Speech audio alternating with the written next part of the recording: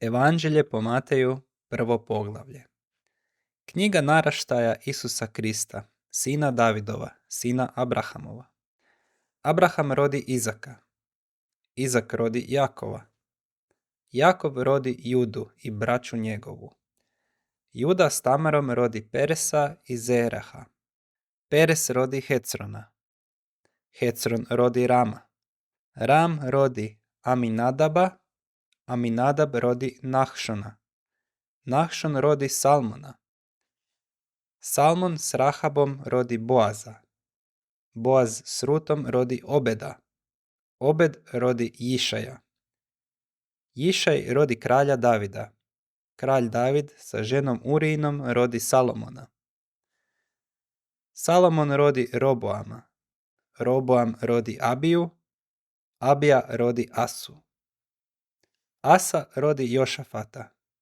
Jošafat rodi Jorama. Joram rodi Uziju. Uzija rodi Jotama. Jotam rodi Ahaza. Ahaz rodi Ezekiju. Ezekija rodi Manašea. Manaše rodi Amona. Amon rodi Jošiju. Jošija rodi Jekoniju i braću njegovu u doba progonstva Babilonskoga. Nakon progonstva Babilonskoga Jekonija rodi Šealtijela. Šealtijel rodi Zerubabela. Zerubabel rodi Abijuda. Abijud rodi Elijakima. Elijakijam rodi Azora. Azor rodi Sadoka. Sadok rodi Ahejma. Ahejm rodi Elijuda. Elijud rodi Eleazara. Eleazar rodi Matana. Matan rodi Jakova. Jakov rodi Josipa, muža Marije po kojem je rođen Isus, koji se zove Krist. Dakle, svih naraštaja od Abrahama do Davida bijaše 14 naraštaja, te od Davida do progonstva Babilonskoga 14 naraštaja i od progonstva Babilonskoga do Krista 14 naraštaja. A rođenje Isusa Krista bijaše ovako.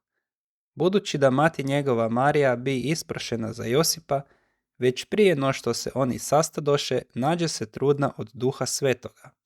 A Josip, muž njezin, kako je bio pravedan i nije je htio javno osramotiti, naumije otpustiti potajice. No dok je on o tome razmišljao, gle, anđeo mu se Gospodnji ukazao u snu govoreći: Josipe, sine Davidov, ne boj se uzeti k sebi Mariju, ženu svoju, jer što je u njoj začeto od Duha je Svetoga. A rodit će sina i nadjenut ćeš mu ime Isus, jer on će spasiti puk svoj od grijeha njihovih. A sve se to dogodi kako bi se ispunilo ono što kaza Gospodin po proroku govoreći: gle, djevica će začeti i roditi sina i nadjenut će mu ime Emanuel, što je u prijevodu Bog je s nama. A kad se Josip probudi oda sna, učini kako mu naredi anđeo Gospodnji i uze k sebi ženu svoju.